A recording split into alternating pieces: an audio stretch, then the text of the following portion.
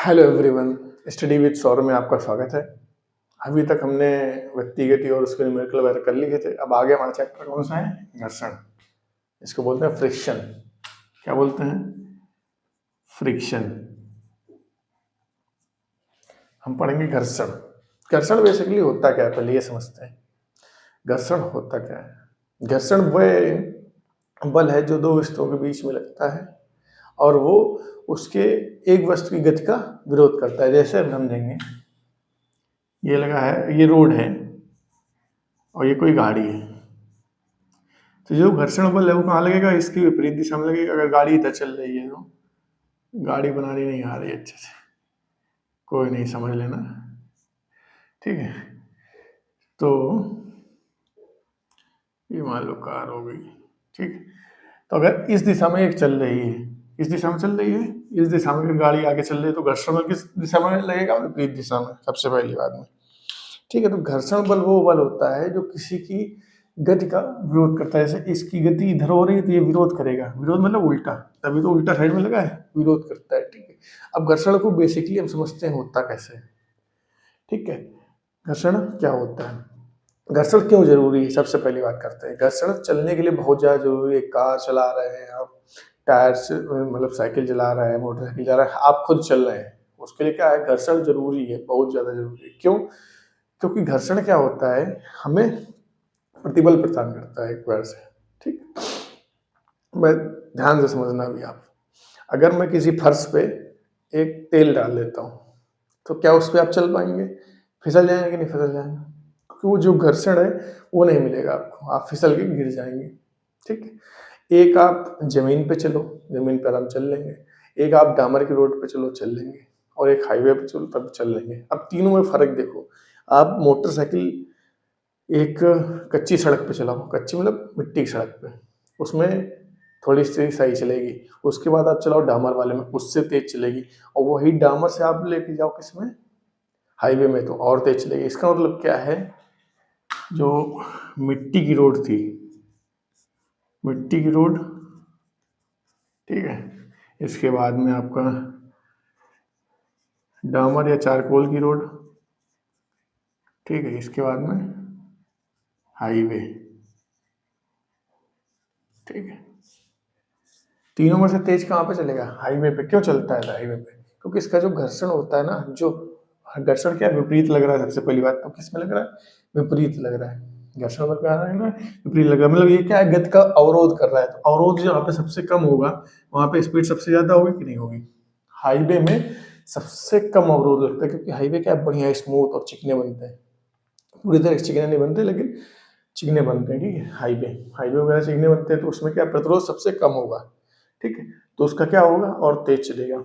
डामर वाली रोडों में घर्षण थोड़ा ज़्यादा होता है, थोड़ा ज़्यादा होता है, क्योंकि खुरदरा होता है, खुरदरापन होता है, तो थोड़ा ज़्यादा होता है, तो उसमें स्पीड थोड़ी कम होगी। और जो मिट्टी की रोड होती है उसमें घर्षण और कम होता है।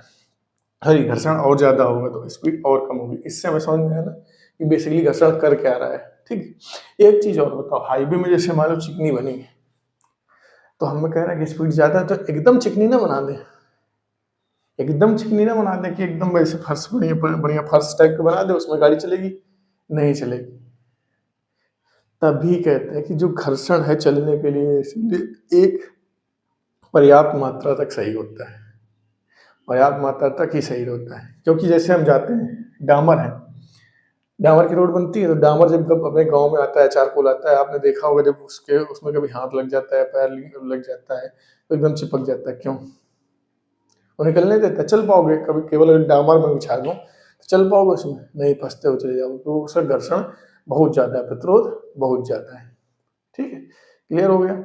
और अगर मैं तेल बिछा दूं तो उसका क्या है, वो प्रतिरोध ही नहीं कर रहा है। ये फर्श में अगर मैं फर्श में अगर मैं तेल डाल देता हूँ तो पैर अपने फिसलते रहेंगे, टायर फिसलते रहेंगे, क्योंकि वो प्रतिरोध ही नहीं डाल पा रही है, ठीक है। क्लियर हो गया? तो घर्षण हमारी आम जिंदगी के लिए बहुत ज़्यादा जरूरी है चलने के लिए, ठीक है। अभी आगे हम देखेंगे,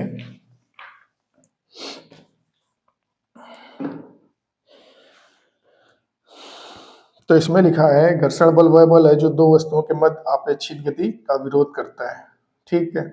और इसकी जो दिशा होती है वो स्पर्श रेखीय होती है, विपरीत दिशा में बताया था ना, जहाँ पे दोनों चीजें मिल रही हैं जैसे टायर और ये रोड, तो स्पर्श रेखीय होगी किधर, विपरीत दिशा में, गति के विपरीत दिशा में। अगर इधर गति कर रहा है तो ये विपरीत दिशा में होगा, ठीक है। आगे देखते हैं, आगे क्या लिखा है, स्थैतिक घर्षण।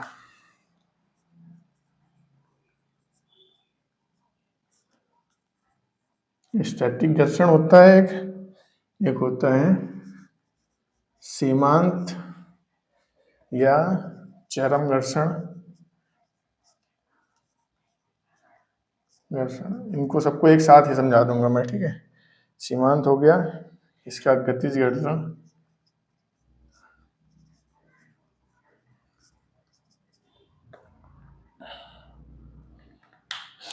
एक चीज और समझने वाली बात है, जो हम जैसे मान लो गाड़ियां चलाते हैं या हम पैदल चलते हैं तो हमारी चप्पलें घिसती कि नहीं घिसती हैं, टायर घिसते हैं कि नहीं घिसते हैं, किस वजह से घिसते हैं, कभी सोचा है?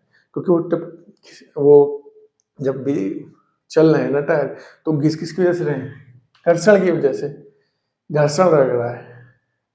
जैसे टायर इसमें चल रहा है काफी दिन तो चलता ही था, तो ये चलते चलते क्या घिसता है, किसकी वजह से घिसता है, घर्षण की वजह से, कि जो ये जो बल है विपरीत दिशा में लग रहा है, ये घर्षण पैदा कर रहा है। ये बताओ कहीं जब हम काफी देर तक टायर चलाते हैं, जब भी हम गाड़ी चलाते हैं काफी देर तक चलाते हैं, कभी टायर पे हाथ रखना, टायर गर्म क्यों हो जाता है, क्यों, क्योंकि घर्षण में ऊर्जा का ह्रास भी हो रहा है, ऊर्जा का ह्रास हो रहा है। किसका हो रहा है, ऊर्जा का ह्रास हो रहा है। और ये एक चीज और घर्षण केवल समझाने के लिए बता दिया कि घर्षण चलने के लिए जरूरी होता है, घर्षण हर जगह होता है। क्या घर्षण उस पर नहीं होता है, जो दो किसी मशीन के अंदर दो दो पदार्थ घूम रहे हो, इंजन के अंदर जैसे दो शाफ्ट घूम रहे हैं, क्या उनके अंदर बीच में घर्षण नहीं है, उनके अंदर भी घर्षण है, ठीक है। तो जैसे मोटरसाइकिल चल रही होती है, मोटरसाइकिल के इंजन के अंदर जब इंजन वो चल रहा होता है तो उसको ठंडा करने के लिए ऑयल क्यों डाला जाता है, तो उसके बीच में क्या है, जैसे दो शाफ्टें हैं वो घूम रही है तो उनके बीच में घर्षण हो रहा है, मतलब रगड़ रहा है ना, रगड़ने से क्या होता है, घर्षण, वही दो पार्ट है, रगड़ने से क्या घर्षण पैदा, घर्षण क्या पैदा कर रहा है, गर्मी, गर्म कर रहा है उसको, इंजन को, तो उसको ठंडा करने के लिए ऑयल डालते हैं। मतलब घर्षण एक ही जगह नहीं कि रोड पे ही है केवल, घर्षण हर जगह। घर्षण का मतलब होता है दो वस्तुएं, सीधी बात है, दो वस्तुएं, जैसे मान लो ये दो वस्तुएं हैं, मैं ऐसे ऐसे इनको कर दें, ठीक है, ऐसे मैं कोई गति कर रहा हूँ तो ये देखो घिस रही ना, घिस रही, तो देखो मेरी जो इसके बीच में है, कभी घर पे करके देखना ऐसे ऐसे, ये गर्म हो जाती है, ये देखो एकदम गर्म हो गई, क्यों, क्योंकि ये जो घर्षण हो रहा है ना, घिस रहा है, इससे क्या ऊष्मा का, ऊर्जा का ह्रास हो रहा है, ऊष्मा निकल रही है, ठीक है, ऊर्जा का इससे ह्रास हो रहा है, ठीक है। और नया, तो ये कहीं भी मशीन में लगे हैं दो पार्ट, तो उनके बीच में होता है, तभी घर्षण को कम करने के लिए हम लोग क्या डालते हैं उसमें, लुब्रिकेशन डालते हैं। मोबाइल में जैसे उसमें, सॉरी मोबाइल बोल रहा हूँ, मोटर बाइक्स में जैसे हम क्या करते हैं, मोबियाई डालते हैं। मोबियाई क्या करता है, इनके बीच में ढीलापन करता है, जाके जैसे वो इसको, जैसे ये टाइट घूम रहा था, इसमें अगर तेल लगा ले तो आराम से जाता रहेगा, ऐसे मोबियाइल मोबियाइल का काम करता है। मोबाइल जब डालते हैं तो ऐसे ही अपने पार्ट स्मूथली उनके घूम पाते हैं, उनके बीच में फ्रिक्शन कम होता है, क्योंकि चिकनाई आ जाती है। क्लियर, कुल मिला के जितना खुरदरा, जितना सूखा उतना ज़्यादा घर्षण, जितना चिकना उतना ही कम उसका घर्षण होगा। क्लियर, तो अब आगे बात करते हैं स्थैतिक घर्षण। इसी फिगर समझ में आ जाएगा। ये मान लो कोई पदार्थ रखा है हमारा, 10 किलोग्राम का है, ठीक है, 10 किलोग्राम का मान लो बॉक्स रखा है, और हम इधर से क्या दे रहे हैं, धक्का दे रहे हैं। सबसे पहली बात, हम धक्का किस साइड दे रहे हैं, इस साइड दे रहे हैं ना, तो घर्षण किस साइड लगेगा, इस साइड में, यहाँ पे घर्षण, ठीक है, घर्षण कहाँ लगेगा, स्पर्श रेखी और विपरीत दिशा में। क्लियर हो गया, इधर से धक्का दे रहे हैं, तो 10 किलोग्राम का धक्का, मतलब 10 किलोग्राम का कोई पिंड है, और हम यहाँ से दे रहे हैं कितना, केवल 6 किलोग्राम, तो क्या ये मूव करेगा, क्या ये मूव करेगा, नहीं करेगा, क्योंकि हम कम दे रहे हैं एक प्रकार से, ठीक है। ऐसे 6 किलोग्राम का भार का बल दे रहे हैं, एक प्रकार से समझने के लिए मैं बता रहा हूँ कि यहाँ पे 10 है, यहाँ पे 6 कम है ना, तो धक्का नहीं दे पाएंगे, तो उसको, तो स्टैटिक घर्षण क्या होता है, जब वस्तु विरामावस्था में है, किसमें, विरामावस्था में है तो उस पर लगने वाले बाह्य बलों को, बाह्य बलों को क्या करता है, संतुलित करता है। बाह्य बल है ना, जब वस्तु विरामावस्था में है तब उस पर लगने वाले बाह्य बलों को प्रति संतुलित करता है, उसके उस घर्षण को क्या करते हैं, स्टैटिक घर्षण करते हैं। कुल मिला के यहाँ पे जो घर्षण लग रहा है वो कौन सा, स्टैटिक घर्षण है, क्योंकि जब 6 किलोग्राम भार का बल लगा रहे हैं तो वो इसको क्या चला नहीं पा रहा है, तो क्या है, पत्र संतुलित कर लिया ना, क्योंकि घर्षण बल यहाँ पे मतलब ज्यादा है, घर्षण बल वो यहाँ पे क्या है, ज्यादा है और ये कम है। तो स्टैटिक घर्षण समझ में आ गया। स्टैटिक घर्षण वह घर्षण है जब वस्तु विरामावस्था में है और जो बाह्य बल है वो कम है या नहीं चला पा रहा है। मोटी मोटी भाषा में ये समझो आप समझने के लिए कि वस्तु अगर विरामावस्था में उस पर बल लगाया गया है और वो मूवमेंट नहीं कर पा रही है तो उस टाइम पे कौन सा बल है, स्टैटिक घर्षण बल है। दूसरा क्या है, सीमांत या चरम। सीमांत का मतलब क्या, सीमा, सीमा, और चरम मतलब एकदम चरम, यानी कि यहाँ पे 10 था तो यहाँ पे 10 किलोग्राम का अगर मैं लगा दूं तो क्या दोनों बल बराबर नहीं हुआ, मतलब लगभग चलने के लिए तैयार है। अगर 10 से 10.1 भी हुआ, 10 से अगर 10.1 भी हुआ तो क्या ये वस्तु चल देगी, ये वस्तु चल देगी। लेकिन समझने वाली बात यह है कि स्टैटिक घर्षण और सीमांत घर्षण दोनों का विरामावस्था में जब वस्तु चल नहीं रही भाई, समझ रहे हो। एक तो क्या हो गया, कम लग रहा है, 6 लग रहा है, 5 लग रहा है, जो भी बल आ रहे हैं प्रतिफला, जो भी बाह्य बल लगाए जा रहे हैं उसको रोक दे रहा है, नहीं चलने दे रहा है, क्या होगा, स्टैटिक घर्षण होगा। और एक कौन सा है, सीमांत या चरम घर्षण, मतलब एकदम सीमा पे पहुंच गया है, मतलब लगभग बराबर का बल लग गया है, अब चलने ही वाला है, तो उसको क्या, उस टाइम पे जो घर्षण बल लगेगा उसको क्या बोलेंगे, सीमांत या चरम घर्षण बोलेंगे, चरम घर्षण बोलेंगे। अब क्या आ गया, गतिज घर्षण। गतिज घर्षण में क्या होता है, जब वो वस्तु चल रही है, क्या है, गतिशील है। जब क्या है, जो पिंड है वो गतिशील है। इसमें भी दो हैं, एक है सर्पी घर्षण, सर्पी घर्षण, और एक कौन सा घर्षण है, गोली घर्षण, गोलीय घर्षण या लोटनिक घर्षण, बस, ठीक है। दोनों में कुछ फर्क नहीं है। सर्पी, सबसे पहले बात करते हैं गतिज घर्षण। गतिज घर्षण कब होगा, नाम से ही पता है, जब गति कर रहा हो, मतलब ये पिंड क्या है, गति कर रहा है, ठीक है, तो गति कर रहा है। सर्पी घर्षण में क्या होता है, सर्पी घर्षण मतलब कहता है खिसकना, ये इस प्रकार से खिसकना, कैसे, खिसकना, ठीक है। मान लो ये कोई बक्सा है, बॉक्स है, हम इसे धक्का दे रहे हैं तो ये क्या फिसलेगा ना, इसमें खिसेगा। तो जब ये चल रहा है यहाँ पे, जब ये गति कर रहा है, मतलब मैंने बॉक्स में, बक्सा है मान लो, बॉक्स, बॉक्स में मैंने धक्का दिया तो ये गतिशील है, उस टाइम पे जो घर्षण लगेगा उसको क्या बोलेंगे, सर्पी घर्षण। ये कब है, गतिशील है। और जो गोली घर्षण है या लोटनी घर्षण, ये कब है, जब उसमें पहिए लगे हो, गोली गति कर रहा हो, ये 4 पहिए लगे हैं मान लो, तो इसके बीच में जो घर्षण लग रहा है विपरीत दिशा में, वो कौन सा होगा, गोली घर्षण होगा, मतलब गतिशील है, गतिशील है। तो हम इसको परिभाषा से ऐसे बोल सकते हैं कि जब कोई पिंड गतिशील होगा और वो गोली गति कर रहा हो, गोली या लूटनिक गति कर रहा होगा, मतलब गोला है ना, टायर क्या होता है, गोला होता है, तो उसके बीच में लगने वाला जो घर्षण बल है विपरीत दिशा में, वो कौन सा होगा, गोली घर्षण होगा। लेकिन अगर कोई बक्सा गतिशील है या कोई पिंड ऐसा है जो खिसक रहा है या खिसकाया जा रहा है, उसकी गति के विरोध में जो घर्षण बल लगेगा उसको क्या कहेंगे, सर्पी घर्षण बल कहेंगे। कुल मिला के आ गया, ये दोनों जो स्थैतिक और सीमांत घर्षण है, ये कब है, जब विरामावस्था में, किसमें, विरामावस्था में। और जो गतिज घर्षण है, नाम से ये जब गतिशील है। क्लियर आ गया। अब क्वेश्चन आपसे पूछा जाएगा तो आप बता दोगे ना कौन सा घर्षण लग रहा है। क्लियर। अब आगे चलते हैं।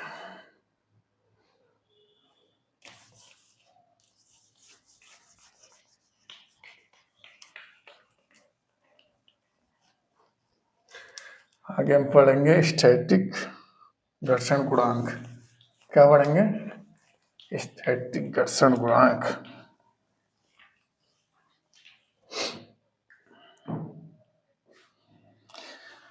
अब एक चीज बताओ, अगर मैं मान लो कोई बक्से को धक्का लगा रहा हूँ, ठीक, अगर तुमसे पूछा जाए कि सर्पी वाले में और गोली वाले में बड़ा कौन सा होगा घर्षण, ये बताओ। किसी बक्से को धक्का लगाना कठिन है या किसी मोटरसाइकिल को?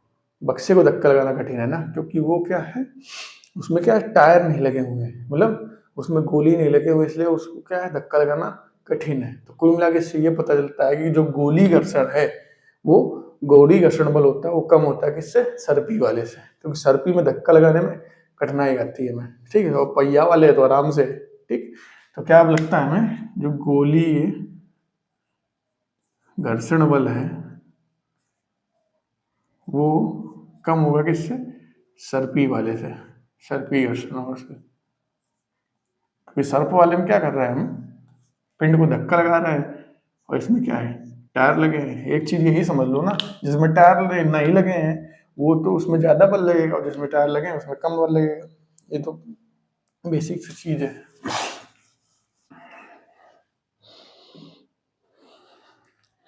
अभी आगे चलते हैं। स्थैतिक घर्षण, स्थैतिक घर्षण गुणांक। क्या? घर्षण और गुणांक, स्थैतिक घर्षण गुणांक, ठीक है।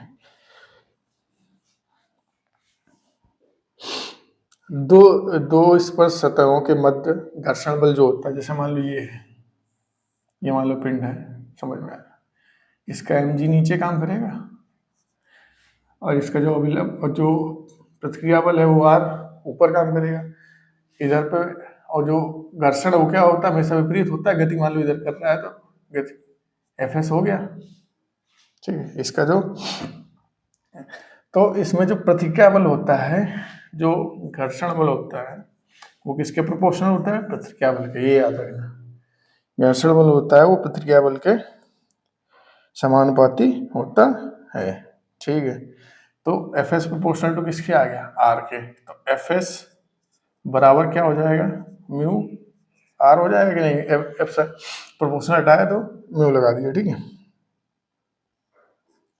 म्यू एस बराबर क्या आ जाएगा? Fs अपान R। और म्यू एस क्या है? यह स्थैतिक घर्षण गुणांक है, ठीक है। सबसे पहली बात, इसका कोई मात्रक नहीं होता, मात्रक नहीं होता है। जब मात्रक नहीं है तो विमा नहीं होगी। क्लियर हो गया? अगर आपसे कोई पूछता है कि जो घर्षण गुणांक है म्यू एस, उसका कोई मात्रक होता है तो मात्रक नहीं होता है, और विमा होती है? नहीं होती है। सबसे पहली बात याद रखनी है, ठीक है। और फार्मूला आ गया आपका म्यू एस बराबर F S upon R. F S क्या है? आपका घर्षण बल है, और आर क्या है? आपका प्रतिक्रिया बल है। क्लियर हो गया कि नहीं हो गया? ये फार्मूला हो गया म्यू एस बराबर एफ एस अपान आर। अब क्या है, ये क्या होगा? स्टैटिक के लिए होगा। अगर गतिज के हुए, गतिज के लिए अगर पूछ दे गतिज घर्षण गुणांक, तो ज्यादा कुछ चेंज नहीं करना है आपको, बस यहीं पे म्यू एस किया है। एस मतलब स्टैटिक हो जाता है और के मतलब काइनेटिक, बस। दो फार्मूले याद नहीं रखने, सीधी बात। अगर म्यू है तो म्यू मतलब घर्षण गुणांक हो गया। बल, अगर गतिज घर्षण है तो गति वाला बल, घर्षण बल रख दो, और स्टैटिक है तो स्टैटिक वाला रख दो, कोई दिक्कत नहीं। नीचे क्या रहेगा? प्रतिक्रिया रहेगा आपका। क्लियर हो गया?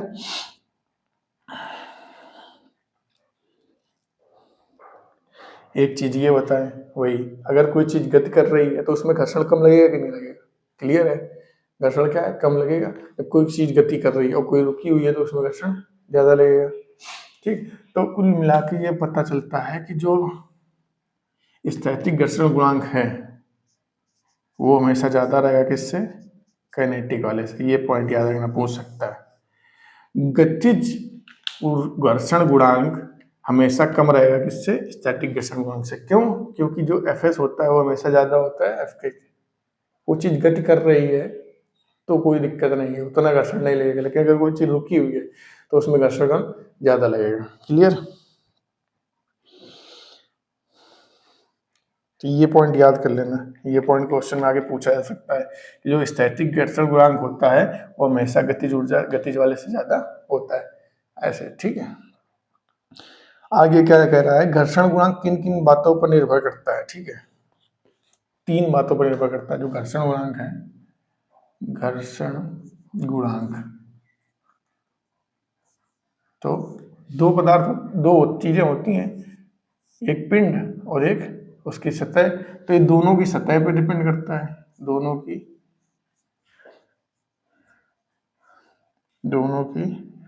सतहों के पदार्थों पे, पहली बात तो। नंबर 2, परिष्कृत सतह पे। और नंबर 3, सतहों के तापों पर। 3 पॉइंट है। घर्षण गुणांक किस पे डिपेंड करता है, दोनों पदार्थों की सतह पर। सतह पर पहले देखते हैं, जैसे ये मान लो रोड है, इसमें मैंने एक केवल लिख दिया क्या, बक्सा रख दिया, बक्से को धक्का देंगे, और एक रख दिया यहाँ पे गाड़ी या मोटरसाइकिल, उसको धक्का देंगे, ठीक है। तो ये बताओ आसानी से कौन सी जाएगी, मोटरसाइकिल जाएगी ना। तो इसका मतलब क्या है, एक सतह तो बराबर है रोड, लेकिन दूसरी सतह पर भी निर्भर कर रहा है, मतलब दोनों की सतहों के पदार्थों पर निर्भर कर रहा है। ये मान लो लोहा है, ये आपको क्या है, टायर है, ठीक है। तो दोनों के पदार्थों पर भी निर्भर कर रहा है। क्लियर हो गया। एक चीज और है, परिकृष्ट सतह और पदार्थ। पदार्थ मतलब क्या है, मान लो रोड है, रोड आपकी बनी है किस पे, डामर की। क्लियर हो गया। अब मैं इसी पे मान लो एक हाईवे पे मतलब एक फर्श पे तेल बिछा देता हूँ, तो क्या घर्षण मिलेगा, नहीं। यानी कि वो डिपेंड करता है ना, इस पे भी डिपेंड कर रहा है, नीचे वाली सतह पर भी डिपेंड, इस पे पदार्थ क्या है, कि कहीं फर्श पे तेल तो नहीं डाल रखा है, उस पे चला रहे हो, ठीक है। या तुम केवल डामर बिछा दिया तुमने चारकोल, उसमें तुम एकदम चलेगी नहीं, फंस जाएगी, ठीक है। तो उसके पदार्थ पे भी डिपेंड कर रहा है। दूसरा क्या, इस पर भी, कि लोहे का टायर है, लोहे का टायर तो नहीं चला रहे हो, लोहे का टायर तो बहुत घर्षण लेगा। अब उसका रबड़ का टायर तो आराम से जाएगा। मतलब दोनों पदार्थ की सतहों पर निर्भर करता है। दूसरा क्या, प्रकृष्ट सतह।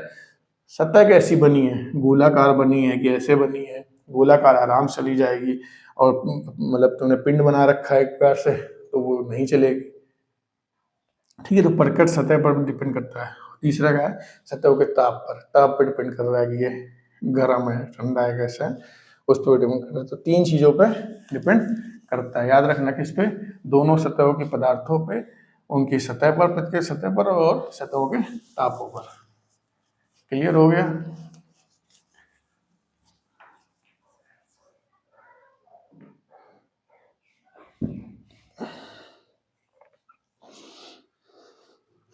अब ये एक चीज नहीं सोची आप लोगों ने, सोचा होगा कि सतहों के तापों पर कैसे डिपेंड करता है, सतहों के तापों पर डिपेंड कैसे करता है, खुद से सोचो, दिमाग लगाओ। जैसे मान लो कोई डामर की रोड है, एक सर्दी है, सर्दी में डामर क्या पिघलता है, नहीं पिघलता है। लेकिन जैसे ही गर्मियां होती, भयंकर धूप, राजस्थान की 40 डिग्री, तो क्या है, डामर पिघलेगा कि नहीं पिघलेगा, पिघलेगा। तो जब पिघलता है, तब जैसे ही गाड़ी लेके जाओगे, उसमें क्या है, घर्षण कम होगा कि ज्यादा होगा, तब आपको रोकने की कोशिश ज्यादा करेगा। वो ज्यादा किस लिए करेगा, क्योंकि उसका जो चिपकाने का है ना, ढीला जैसे होगा, तो क्या है, वो जो दामर चिपकाने की कोशिश करेगा ना ज्यादा। जब सूखी है, जब एकदम से वो मतलब प्राइमरी कंडीशन में, सर्दियों में तो कोई दिक्कत नहीं, अपना बना के चले जाओगे आप। लेकिन जैसे ही गर्मी आ गई भयंकर ना, तो वो क्या है, उसका जो डामर है वो हल्का सा ढीला होगा। जब ढीला होगा तो वो चिपकाने की कोशिश करेगा, तो घर्षण बल क्या लगेगा, ज्यादा लगेगा। इसीलिए ताप पर भी डिपेंड करता है, इसलिए उसमें लिखा है पॉइंट। अब आगे करते हैं, घर्षण कोण क्या होता है। वाह, घर्षण कोण,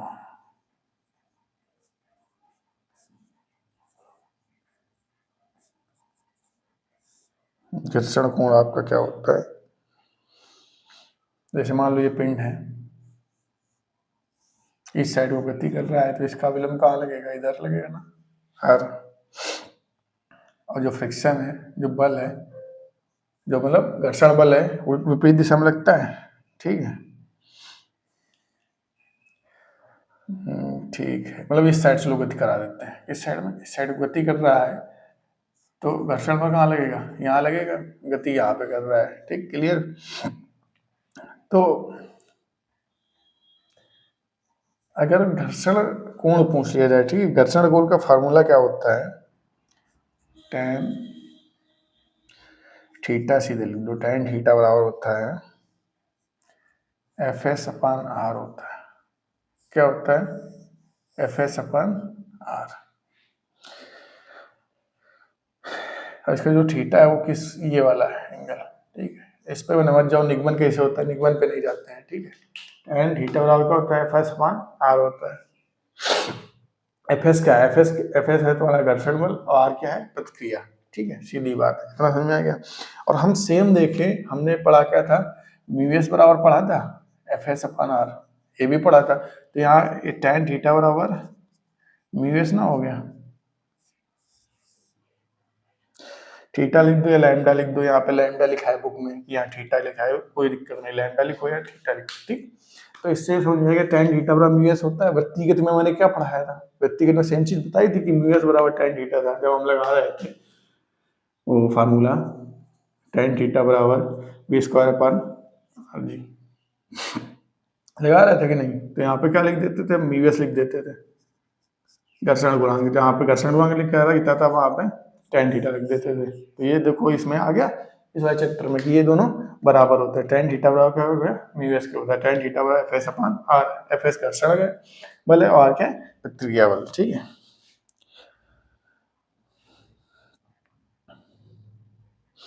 एक चीज और जानने वाली बात है कि जो म्यूएस होता है, म्यूएस की वैल्यू हमेशा क्या है, 1 से कम होती है। किससे कम होती है, जो घर्षण गुणांक होता है वो हमेशा 1 से कम होता है, ठीक है। और 1 से अगर कम होगा तो जो थीटा की वैल्यू है वो हमेशा किससे कम होगी, 45 डिग्री से कम होगी। 2 पॉइंट याद करने वाले हैं, ठीक है, कि म्यूएस जो घर्षण गुणांक होता है उसका जो वैल्यू होती है वो 1 से कम होती है।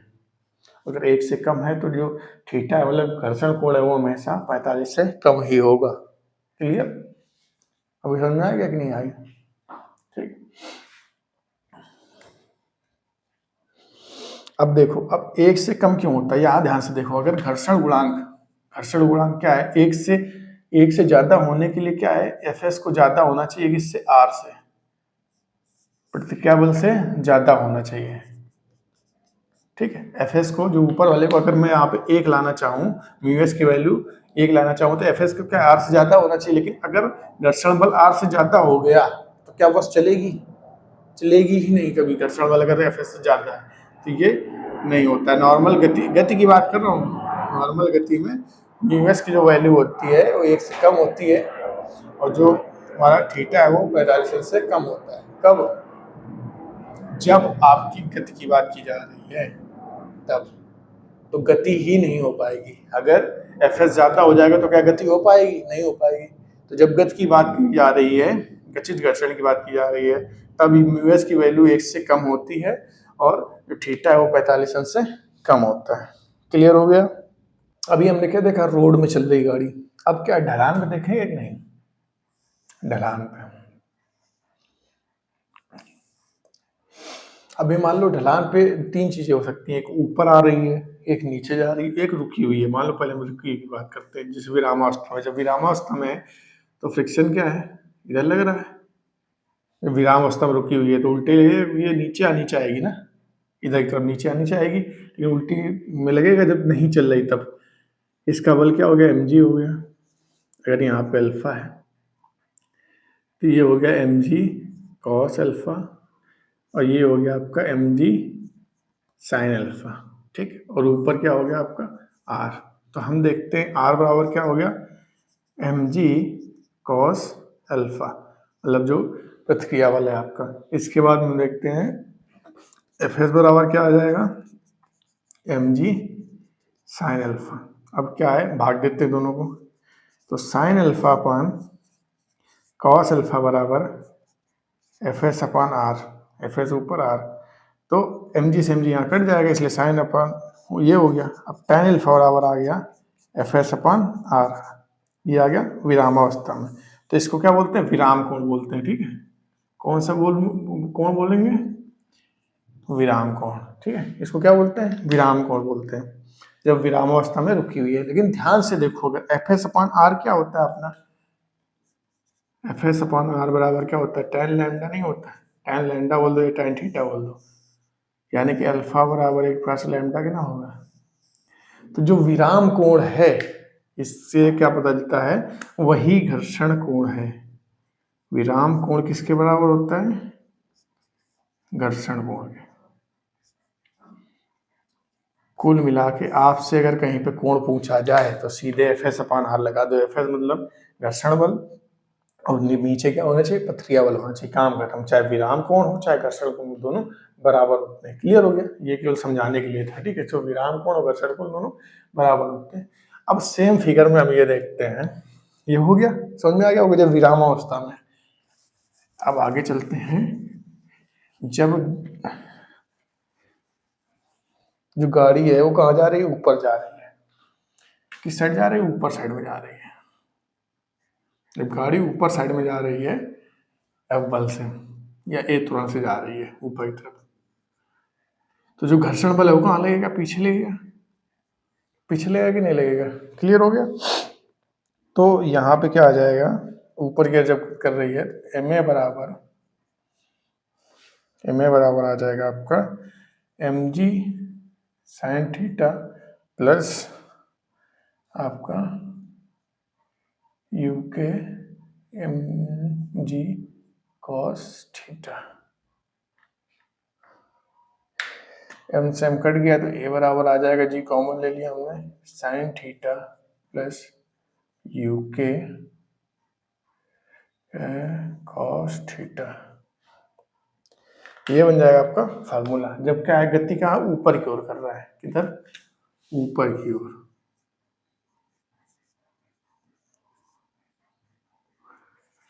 देखो एम ए कैसे आ गया, एम ए एफ जो बल लग रहा है उसमें त्वरण क्या होता है, एम ए होता है ना बल जो लगेगा, एफ तो परिणामी बल कैसे लग रहा है, जब ये प्रतिक्रिया बल और इसका जोड़ है एम जी साइन थीटा का, ठीक है। क्लियर हो गया। अब ये आया कैसे है वो भी समझाऊं क्या, मेरे हिसाब से नहीं समझाई जरूरत, लेकिन एक चलो समझा देता हूँ, देखो जस्ट समझा देता हूँ। म्यू के क्या हो जाएगा, म्यू के मतलब गतिज गुणांक है, गतिज गुणांक, ठीक है। क्या होता है, एफ एस अपान आर होता है, ठीक है, एफ एस अपान आर होता है। आर किसके बराबर है यहाँ पे, आर किसके, एम जी कॉस अल्फा के, कॉस अल्फा के। एफ एस आ गया, तो एफ एस बराबर कितना आ गया, यू के एम जी कॉस अल्फा। ये लिख सकते हैं एफ एस का।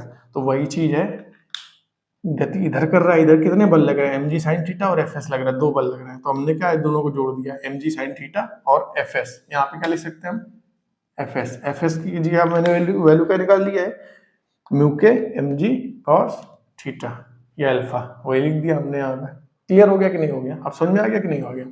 जब ऊपर जा रही है मतलब दोनों जुड़ जाएंगे, अगर नीचे आ रही हो, नीचे अगर आ रही है तो ये घटा देंगे, बस ऐसे याद रखना है। नीचे की ओर अगर गति कर रहा है, मतलब अगर पिंड नीचे की ओर गतिशील है, तो फार्मूला क्या होगा, ए बराबर जी साइन थीटा प्लस माइनस का यू के कॉस थीटा हो जाएगा। क्योंकि क्यों हो जाएगा, ध्यान से देखो, ऐसे याद रखो। अब नीचे आ रहा है, मान लो इस साइड में, इस साइड में आ रहा है, तो घर्षण बल यहाँ से उठ के कहाँ आ जाएगा, यहाँ। तो क्या है, माइनस नहीं हो जाएगा, एम जी साइन थीटा इधर है, एफ एस अलग है, उल्टी साइड में, तो दोनों माइनस नहीं हो जाएंगे। क्लियर। याद करने का तरीका, अगर ऊपर जा रहा है तो ज्यादा ताकत लग रही है, याद करें तरीका। मान लो कोई गाड़ी चल रही है तो ज्यादा ताकत लगेगी, यानी कि प्लस आ जाएगा। बस याद कर रखना है, जी साइन थीटा प्लस यू के कॉस थीटा। अगर नीचे जा रहा है तो आराम से चला जाएगा, स्मूथली माइनस हो जाएगा। याद करने का तरीका क्लियर हो गया कि नहीं हो गया। ये भी इसका भी निगमन कर देते, लेकिन कोई दिक्कत नहीं, बस समझाने के लिए मैंने बता दिया कैसे हुआ ये, ठीक है। क्लियर। इस चैप्टर में लगभग मेरे हिसाब से तो हो गए हैं क्वेश्चन, फिर भी दोबारा पॉइंट वाइज पॉइंट देख लेते हैं, दो चार पॉइंट। जैसे संपर्क में आने पर वस्तुओं की अपेक्षित गति का विरोध करने वाले को क्या कहते हैं, घर्षण बल कहते हैं, ठीक है। दूसरा कह रहा है घर्षण बल सदैव स्पर्श रेखा की सतह की स्पर्श रेखी दिशा में होता है। बताया था ना, घर्षण बल की दिशा होती है, कहाँ होती है, स्पर्श रेखी में, स्पर्श रेखी, स्पर्श रेखी तो होती है लेकिन विपरीत दिशा में होती है, गति की विपरीत दिशा में। अगर गति नहीं कर रहा है तो कोई दिक्कत नहीं है, तो गति कर रहा है तो गति की विपरीत दिशा में होगी। कौन सी होती है? स्पर्श रेखी दिशा में। आगे पॉइंट क्या है? घर्षण का मुख्य कारण सतहों के अणुओं के बीच लगने वाला विद्युत चुंबकीय बल है। जो घर्षण का मुख्य कारण है वो क्या है? तो जो अणुओं के बंध में जो अणु है ना, अणु मतलब जो टायर के अणु है और रोड के अणु है, उनके बीच में कौन सा बल लगता है? विद्युत चुंबकीय बल। ये पूछ सकते हैं, इसलिए पॉइंट बता रहा हूँ। क्या है? अणुओं के बंध में विद्युत चुंबकीय बल लगता है, उसकी वजह से। आगे क्या है? आगे कह रहा है स्थैतिक घर्षण किसको कहते हैं? विरामावस्था में बाह्य बल को संतुलित करने वाले बल को क्या बोलते हैं? स्थैतिक घर्षण बल बोलते हैं, पढ़ा दिया था। सीमांत या चरण, चरण किसको बोलते हैं? सीमांत या चरण घर्षण बल वह बल जब वो चलने ही वाला है, मतलब अपनी विरामावस्था से वो गति करने ही वाला है, उस टाइम पे जो घर्षण बल लगता है उसको क्या बोलते हैं? सीमांत घर्षण बल लगते हैं, घर्षण बोलते हैं। आगे चलते हैं।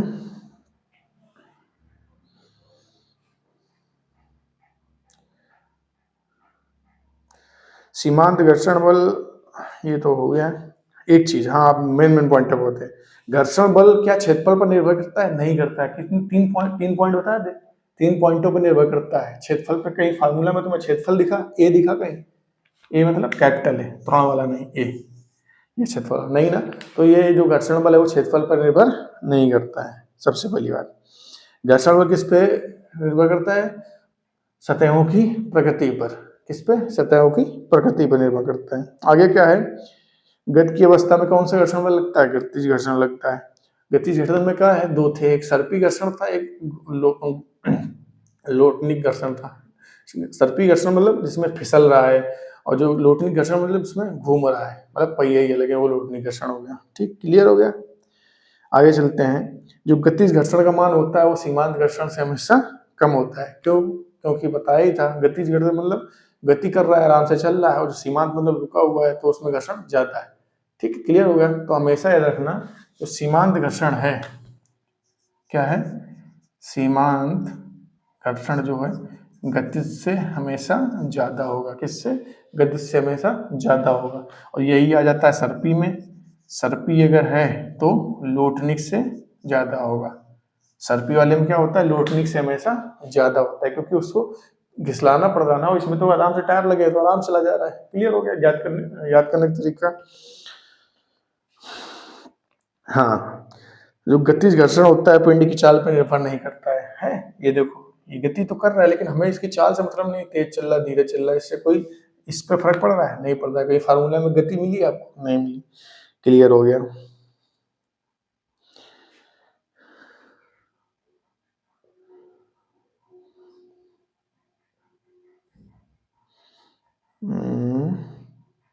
एक पॉइंट और बताया था आपको, ये वाला,